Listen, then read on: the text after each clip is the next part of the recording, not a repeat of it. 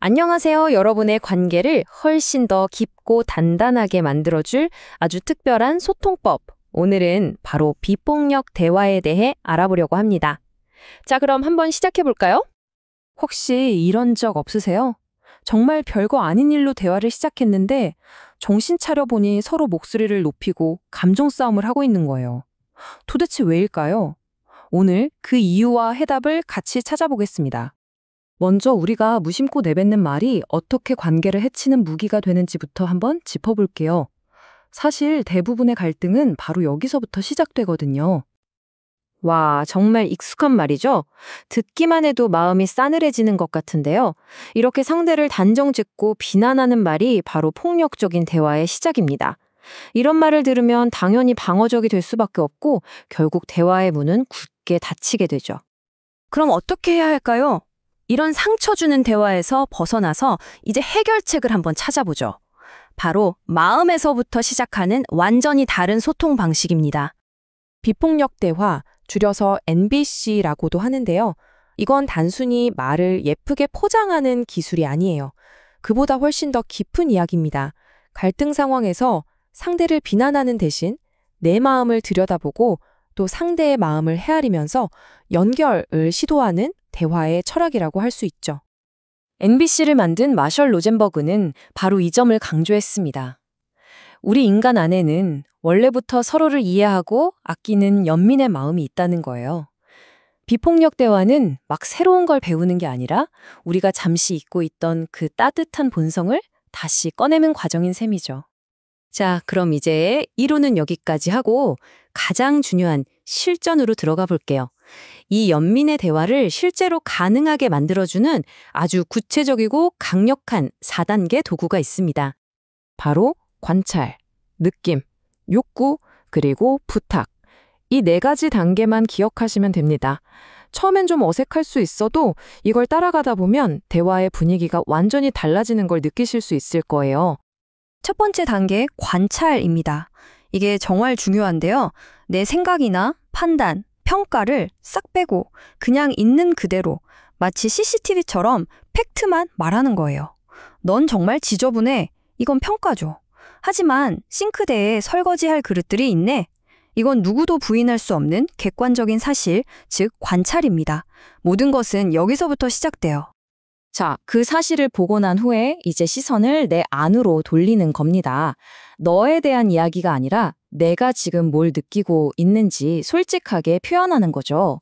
화가 났는지, 서운한지, 아니면 지쳤는지. 내 감정의 주인이 되는 시간이에요. 우리는 보통 짜증나, 아니면 화나, 이 2가지로 모든 감정을 퉁치는 경향이 있잖아요.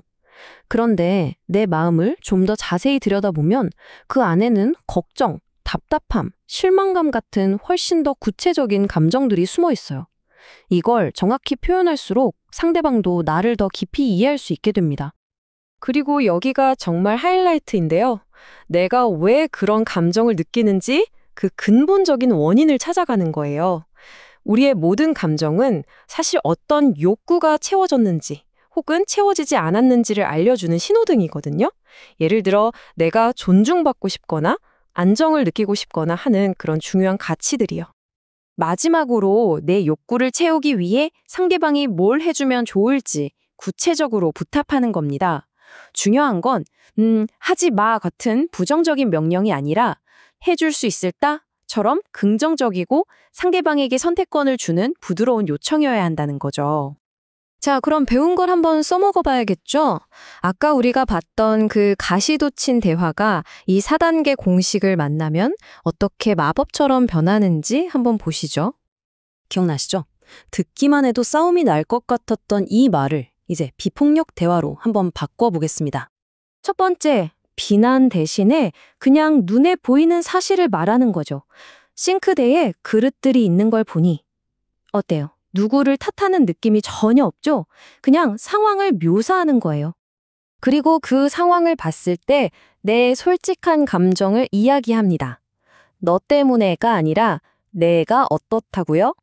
나는 좀 힘겨운 느낌이 들어. 이렇게 나를 주어로 말하는 게 정말 중요해요.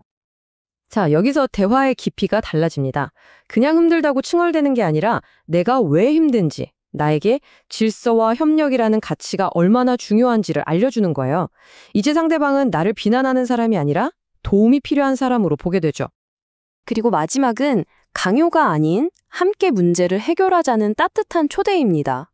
설거지 좀 도와줄 수 있을까? 이렇게 물어보면 상대방도 훨씬 마음 편하게 그럴게 하고 대답할 수 있겠죠. 자, 이제 비폭력 대화가 진짜로 원하는 게 뭔지 마지막으로 정리해 보겠습니다. 비폭력 대화는 누가 옳고 그른지 따지는 말싸움에서 이기는 기술이 절대 아닙니다. 오히려 그 반대죠. 나의 솔직한 마음을 존중받으면서 동시에 상대방의 마음도 들을 수 있는 공간을 만드는 것. 그래서 결국 서로 대립하는 게 아니라 마음과 마음이 이어지는 연결의 다리를 놓는 것. 그게 바로 핵심입니다. 오늘 배운 이 방법을 그냥 좋은 말이네 하고 넘기지 마시고 여러분의 삶에서 딱 한 사람, 단 하나의 관계에만이라도 한번 용기 내서 시도해 보시면 어떨까요? 분명 생각지도 못했던 놀라운 변화가 시작될 겁니다.